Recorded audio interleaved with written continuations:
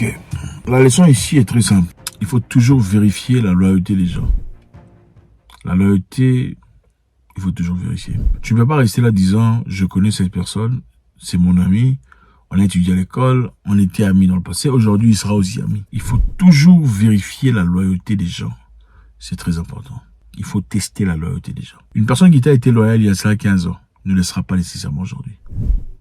Une personne qui était ton meilleur pote il y a cela 15 ans, dans des conditions quelconques, parce que il faut séparer, il y a des potes à vie. Il y a des gens qui étaient potes avec toi parce que vous étudiez à la même école. C'était parce que vous étudiez à la même école. Vous étiez peut-être meilleurs potes, pas seulement à la même école, mais aussi parce que vous étiez dans le même quartier. Vous étiez éloignés par rapport à l'école. Donc vous étiez obligés de faire route ensemble jusqu'à l'école. Comme vous étiez obligés de faire route ensemble de la maison à l'école, à pied, vous êtes devenus amis. Et comme vous vous voyez chaque jour, vous avez eu l'impression que vous avez été des très bons amis. Mais en réalité, votre amitié était basée sur le déplacement que vous aviez de la maison à l'école chaque jour. C'est ça. Et quand ces personnes changent, vous êtes étonné. Il ne faut pas être étonné. Vous n'étiez pas meilleurs amis. Vous étiez des accompagnateurs mutuels. Vous marchiez ensemble vers la même destination. Et vous avez confondu ça. Il faut faire très attention. Il y a d'autres personnes, vous aviez l'habitude d'aller jouer la musique. C'est la musique qui vous a réunis. Ce n'est pas la personnalité de la personne. Ce n'est pas l'amour démesuré ou l'amour désavantageux ou l'amour sans intérêt à l'égard d'une personne qui vous a unis.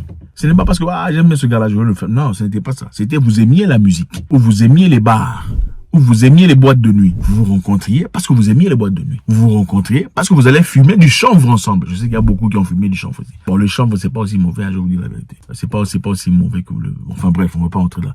Il y a des gens très intelligents qui... Enfin bref, je ne vous encourage pas, je démystifie. Vous étiez amis parce que il ne faut pas les fumer. Vous étiez amis parce que vous buviez ensemble. Vous étiez amis parce que vous fumiez ensemble. Vous étiez amis pour une chose, vous jouiez au football ensemble. Vous étiez amis parce que vous aimiez le même genre de garçons ensemble. Vous étiez amis parce que vous aimiez danser au zouk ensemble. C'est ce qui vous réunissait à l'époque. C'est cela qui vous réunissait à l'époque.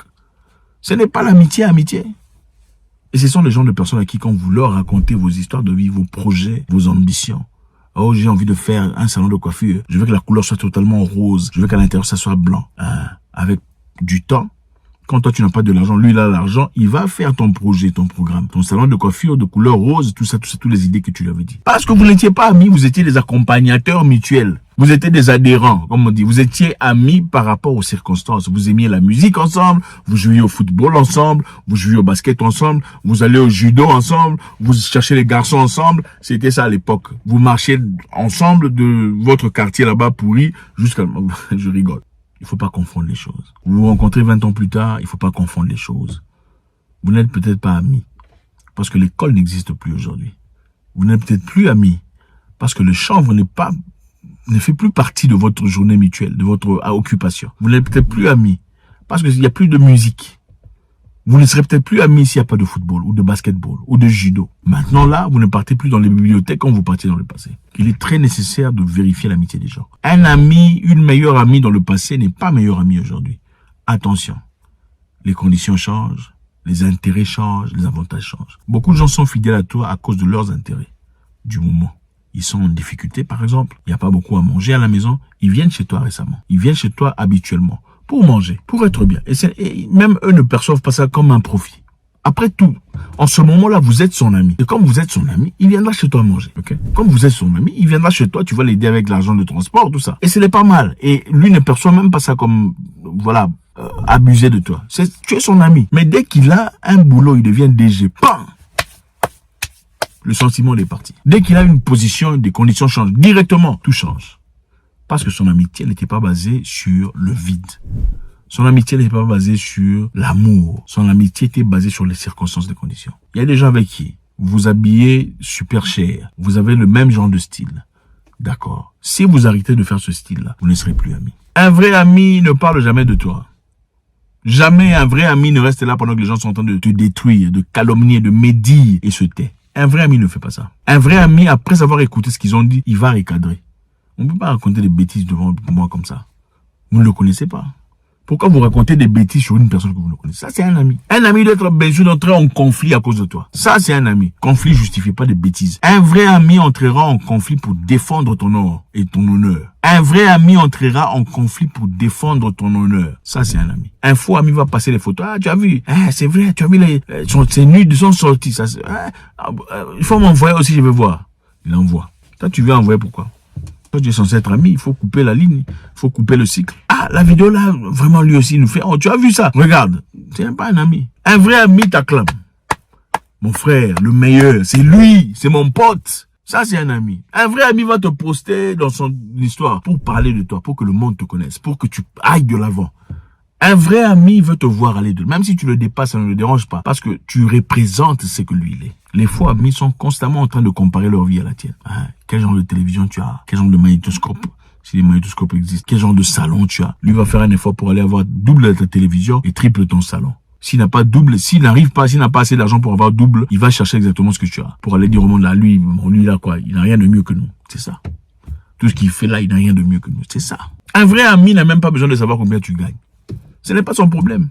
Ça ne le regarde pas. Il veut que tu sois bien, que ta femme soit bien, que tes enfants vont à l'école. Il n'a pas besoin de connaître ton salaire, tout le bazar. Ça ne le regarde pas. Le plus important est que tu sois bien. Les gens qui veulent connaître vos salaires sont des méchants. Ils sont pas vos amis.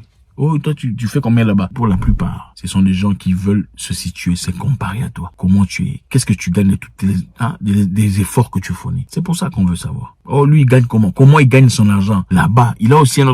Pourquoi? Un vrai ami n'a pas besoin de ça. Il faut pas confondre les choses. Quand quelqu'un change, regardez, un ami, on ne perd jamais un ami. On ne perd jamais un vrai ami. Jamais, c'est pas possible. Vous pouvez vous tourner le dos pendant un temps parce que chacun est occupé, blablabla. Après 1 année, 2 ans. Quand vous vous retrouvez, ah, mon cher, vraie amitié. Ah, lui, il pense que quoi? Lui, il veut que les gens l'appellent. Ce n'est pas de l'amitié. Vous êtes rencontrés une fois dans la vie et vous avez passé du temps ensemble.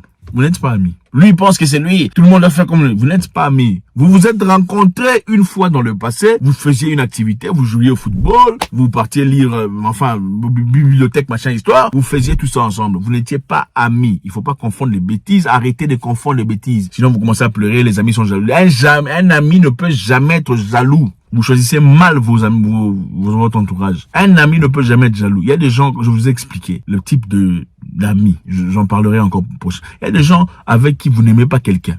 Donc, moi et toi, on déteste celui-là. On pense qu'on est amis. On n'est pas amis. On déteste celui-là. On déteste Moussavou. Voilà pourquoi on se sent amis. On déteste Bongo. Voilà pourquoi on se sent amis. Au Gabon, il faut faire attention. Vous êtes là, vous détestez Bongo. Tout ça. Vous avez détesté Bongo.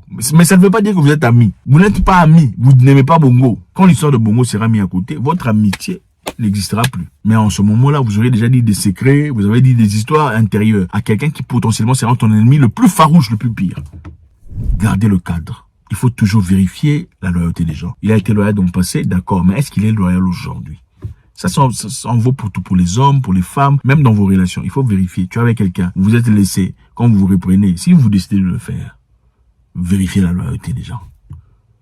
Est-ce qu'il est revenu pour moi ou bien il est revenu pour finir le travail qu'il a commencé, qui a échoué au départ? Les gens sont mauvais. Il faut se préparer. Il faut arrêter de rêver. Tu peux étudier avec quelqu'un à l'école. Vous avez étudié, vous avez avancé, tout ça. Vous êtes séparés. Toi, tu avances, tu te fructifies, tu produis de l'argent. Mais lui n'est pas dans les mêmes conditions. Tous ne seront pas contents de te voir. Ils peuvent dire, ah, mon cher, vraiment, je vois que tu as évolué. Mais ses intentions, je ne peux pas connaître. Ce n'est pas n'importe qui qu'on apporte à la maison. Ou invité, on a étudié. Non, il faut aller le rencontrer au resto. Si il est fâché, on s'en fout, c'est son problème. Les gens sont empoisonnés par qui? Qui empoisonne? Vous pensez que les gens vont manger avec des étrangers? On ne mange pas avec des étrangers. Ceux qui sont empoisonnés par des gens qui sont proches. Ils sont qui ces personnes? Des amis. Quels amis? Quelqu'un avec qui on a dansé dans le passé. Quel ami? On avait joué au basket ensemble. Quel ami? On jouait au football ensemble. C'est ça.